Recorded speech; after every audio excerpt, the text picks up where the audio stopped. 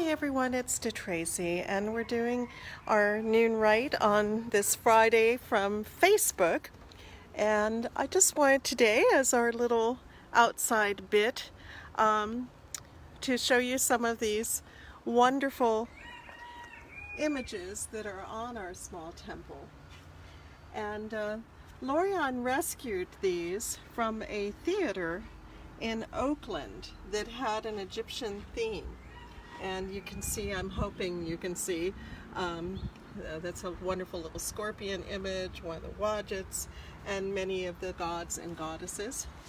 Here is Ma'at. You may recognize her by the feather, and she's got Khepra hovering above her.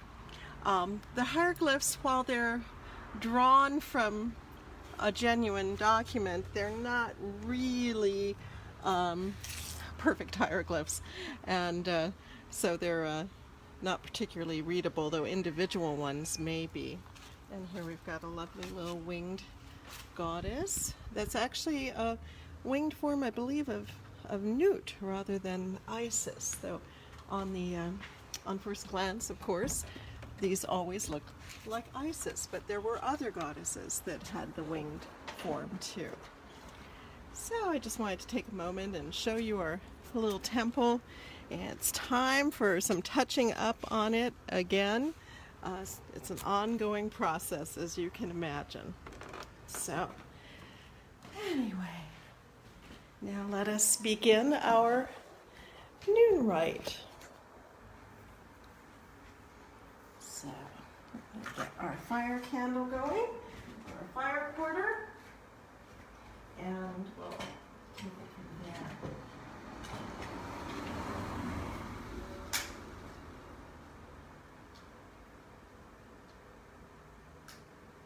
There we go.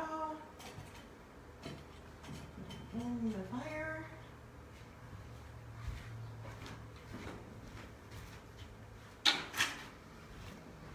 And now to light the incense too. And we'll begin our little noon rite. Thank you everybody who tuned in to my little midnight rite last night. I don't do those every night, but people really seem to like them. I'm going to try to do it more often, though often that's the time when I'm working on various writing projects, and it is difficult to break away. And if I break the flow, then I'm up till 3 a.m. afterwards working on projects. So, but in any case, I'm always happy to see people, especially at that dark hour in the middle of the night. And of course, the midnight rite, that's when the mystical aspect of it is that you're supposed to be able to experience the sun shining at midnight. And that is something that happened with Lady Olivia toward the end of her life. And she felt that this experience of this inner sun blazing at midnight revivified her and kept her going. And she thought it would keep her going for at least another 7 years. And that is basically what occurred. So that awareness of that blazing inner sun, which is associated with Khepra at midnight, it can be an important spiritual landmark. So let me put this over here in the corner. All right.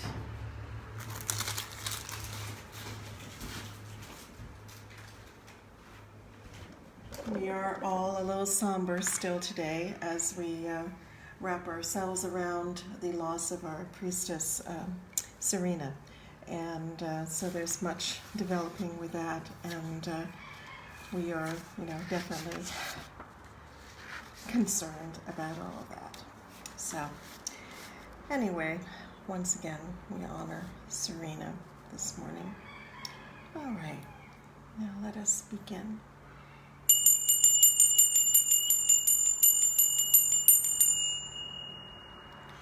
Divine Isis, goddess of 10,000 names, I invoke your grace. Come to your temple, O goddess, dwell in your shrine. Make our hearths your altars, our hearts your home.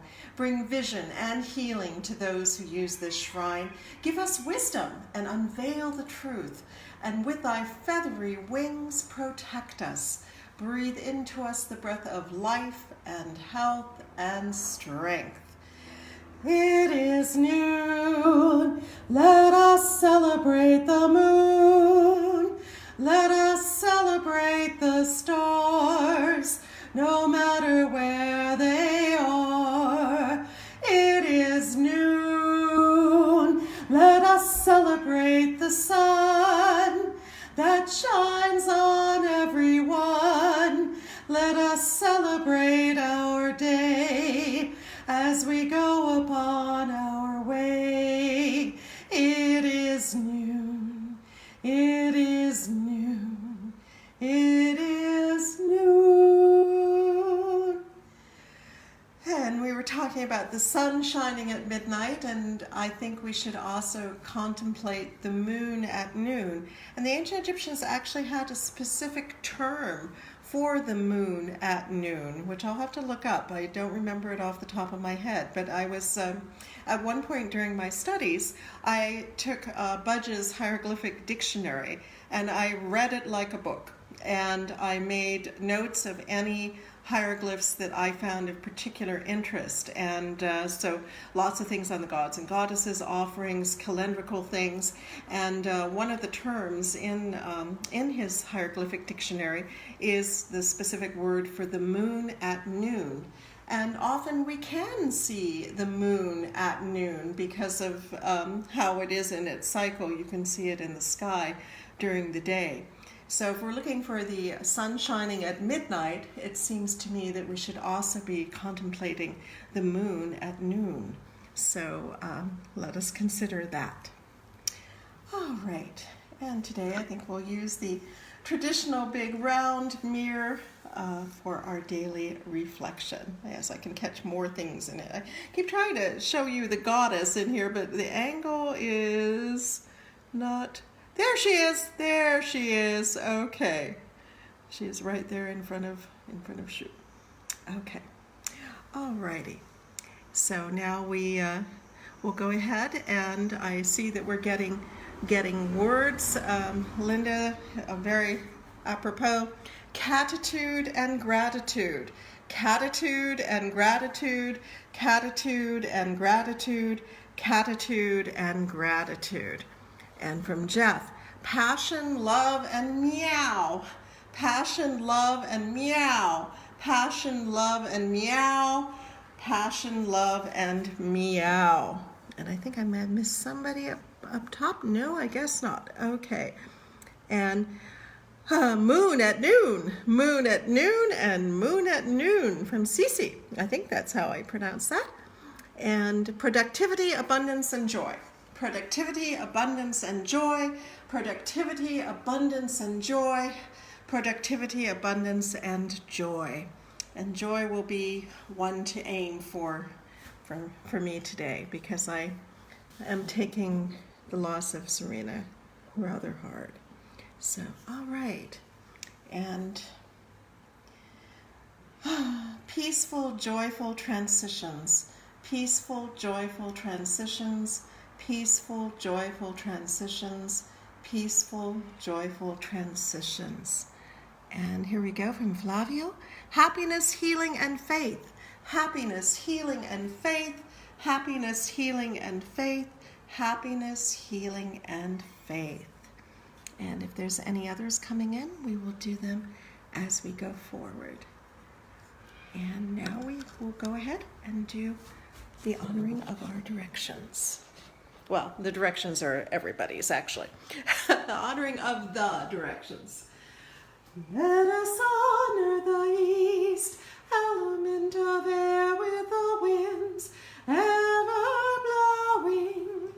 And we honor the south, element of fire with the flames ever glowing. And we honor the west, element of water with the rivers ever flowing. And we honor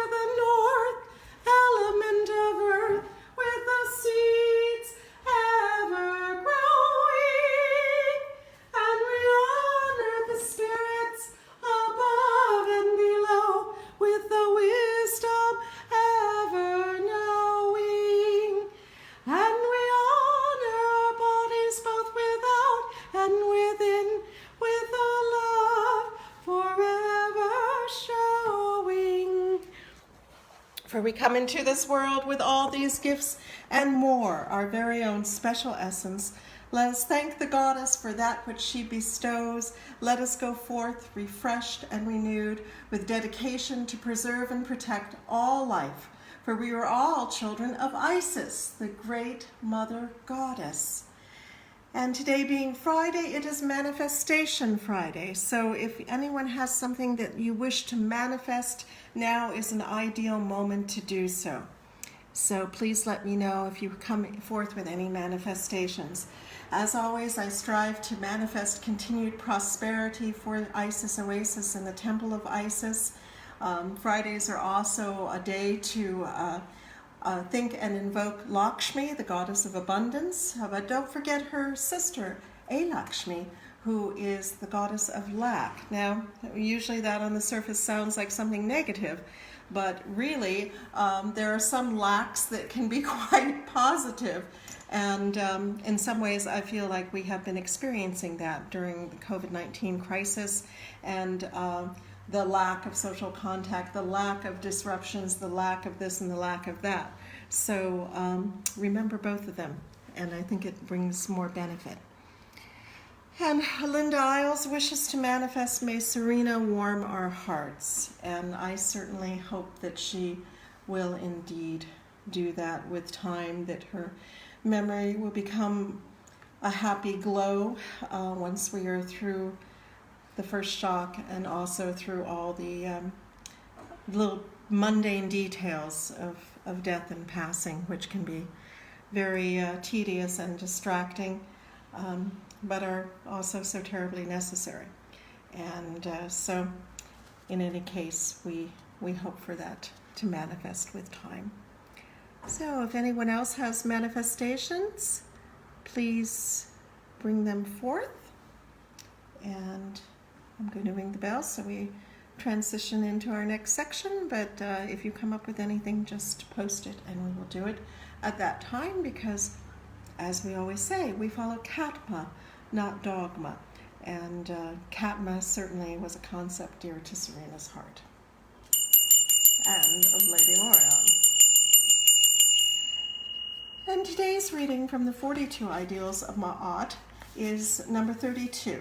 I follow my inner guidance. I follow my inner guidance. I follow my inner guidance. I follow my inner guidance. And Lady Lorion writes very decisively, it is a fact that we have inner guidance. When we do not know which way to turn, we need to turn to that guidance. Sometimes it can just be an inner knowing. Sometimes we pray for guidance or consult a tarot deck or some oracle or other. If we are still, we can get in touch with the direction we need to take on any given problem. Our lives are based on making decisions, which we do on a daily basis, for we have many possibilities in how we choose our own fate. If I have a number of decisions to make, she writes, I simply look for a symbol that will show me the way. I wrote a song called I Am Following the Guidance of the Goddess, which is definitely my way. That song goes like this. I am following the guidance of the goddess, following, in her our fate abides.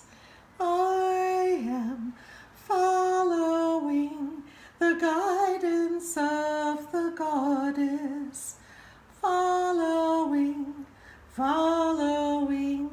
in her our fate abides. I'll do it one more time. I am following the guidance of the goddess, following, in her faith abides.